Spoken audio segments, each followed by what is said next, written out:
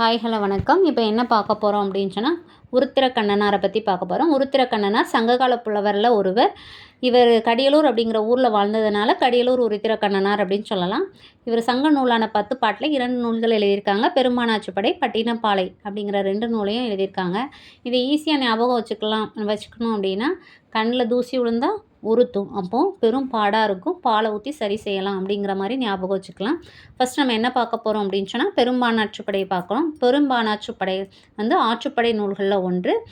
இது பொருள் ஆற்றுப்படை, அதாவது பெரிய யாழ்ப்பாணர்களுக்கு ஆட்சிப்படுத்துவதாலும் சிறுபானாற்றுப்படையை விட அதிக அடிகளை கொண்டதாலும் இதை பெரும்பானாற்றுப்படை அப்படின்னு சொல்லலாம்.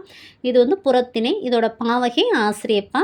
அடி எல்லை 500 அடிகளை கொண்டது. பாட்டுடை தலைவன் தொண்டைமான் இளந்திரியன்.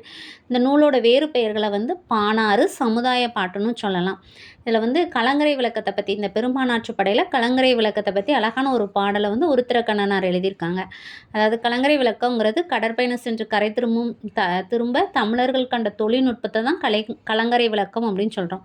வானம் மூன்றிய மதலை போல ஏனி சாத்திய ஏச்சரு சென்னி விண்புற நிவந்த வேயா மாடத்து இரவில் மாட்டிய இளங்குச்சுடர் நெகிழி உறவினீர் அலுவத்து ஓடுகளம் கரையும் துறை அப்படின்னு சொல்லி கலங்கரை விளக்கத்தை பற்றி அழகாக தன்னுடைய பாடலில் விளக்கியிருக்காங்க. நெக்ஸ்ட்டு எதை பார்க்க போகிறோம் அப்படின்னு சொன்னால், பட்டினப்பாலை. இது திணை நெய்தல் திணை. துறை செலவழுங்கல் செல்லாது விடுதல்.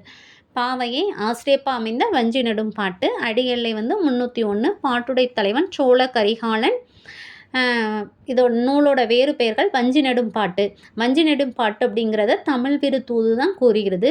அப்புறம் பாலைப்பாட்டுன்னு சொல்லலாம். இந்த பட்டினப்பாலை எதை பற்றி கூறுது அப்படின்னா, பாலை திணையையும் காவிரி பூம்பட்டின நகரத்தின் வளத்தையும் ஒருங்கி கூறுவதால் தான் இதை பட்டினப்பாலை அப்படின்னு சொல்லலாம். அதில் முக்கியமான மேற்கோள்கள் என்னன்னு பார்க்கலாமா? நடுவு நின்ற நடுநெஞ்சினோர் அப்படின்னு சொல்லுது. கொள்வது மிகை கொள்ளாது, கொடுப்பதும் குறைபடாது.